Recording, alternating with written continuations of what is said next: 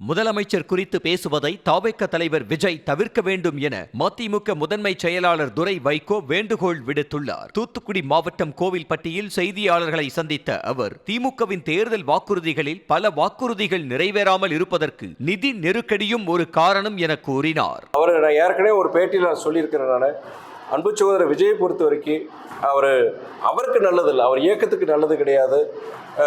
நீங்கள் அவங்க இப்படி பேசுனாங்க, இவங்க இப்படி பேசுனாங்கன்னு இன்றைக்கி சொன்னாலுமே அவர் ஒரு படித்த இளைஞர், அவருக்கு ஒரு அரசியல் எதிர்காலம் இருக்கிற நல்ல ஒரு எதிர்காலம் இருக்கிற சூழ்நிலையில் அது போன்ற இதை அவர் தவிர்க்கணும். அவங்க இப்படி பேசியிருக்காங்க, இவங்க இப்படி பேசியிருக்காங்கன்னு சொல்கிறத விட நம்ம சரியாக இருக்குங்கிறத என்னுடைய அது என்னுடைய அன்பான ஒரு வேண்டுகோளை சொல்கிறேன். அதில் எனக்கு உடன்பாடு கிடையாது, அந்த மாதிரிலாம் பேசக்கூடாது என்னோட நிலைப்பாடு. சிவகங்கை மாவட்டத்தில் அந்த முதல்வர் முகாமில் அந்த மக்கள் கொடுத்த மனு வந்து டிஏஓ ஆர்ஐ தாசில்தார் கையெழுத்து போட்டதோட ஆற்றுலேருந்து எடுத்துருக்காங்க. அதை தூக்கி பல பேர் கட்டணம் தெரிவிச்சுக்கிறாங்க. அது வந்து இல்லை, அது நீங்கள் யாரோ சில நபர்களுடைய தவறுகளால முழுமையாக அந்த மாவட்ட ஒரு ஆட்சியரோ இல்லை அந்த மாவட்ட நிர்வாகத்துக்கு நம்ம குறை சொல்ல முடியாது. இது போன்ற செயல்பாடுகள் எவ்வளோ சிரமப்பட்டு இந்த மாதிரி முகாம்கள் நடத்துகிறாங்க. சாதாரண மக்களுடைய குறைகளை நிவர்த்தி பண்ணுறதுக்கு செய்கிறதுக்காண்டி தமிழக அரசு இது மாதிரி ஈடுபட்டிருக்கு.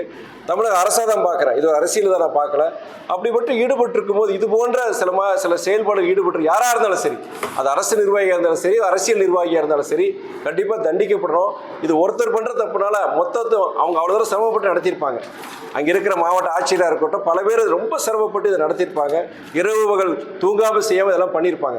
யாரோ சில உடைய தவறுகளால் மொத்த மாவட்ட நிர்வாகத்தை நம்ம சொல்ல முடியாது. ஆனால் அந்த சம்மந்தப்பட்ட கண்டிப்பாக தண்டிக்கப்படுறது தான் என்னுடைய நிலைப்பாடு.